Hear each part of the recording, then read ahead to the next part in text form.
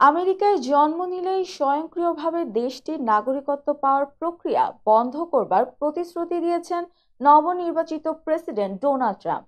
তবে শিশু অবস্থায় আসা কিছু কাগজপত্রবিহীন অভিবাসীকে সহায়তায় ডেমোক্র্যাটদের সঙ্গে কাজ করার ইচ্ছা প্রকাশ করেন তিনি।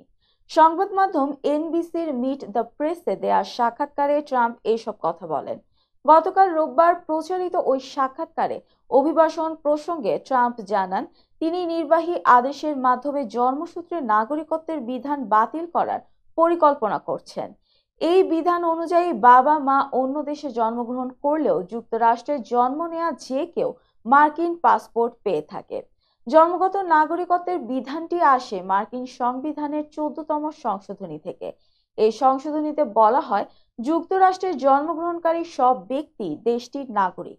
ট্রাম্পের নির্বাচনী প্রচারণার প্রতিশ্রুতি অনুযায়ী নথিবিহীন অভিবাসীদের পরিবারের সদস্যরা মার্কিন নাগরিক হলেও তাদের দেশ থেকে বের করে দেওয়ার সিদ্ধান্ত বাস্তবায়ন করবেন তিনি। এ বিষয়ে সাক্ষাৎকারে ট্রাম্প বলেন, আমি পরিবারগুলোকে আলাদা করতে চাই না। কাজেই পরিবার না ভাঙার একমাত্র উপায় হলো তাদের সবাইকে একসঙ্গে ফেরত পাঠিয়ে দেয়া।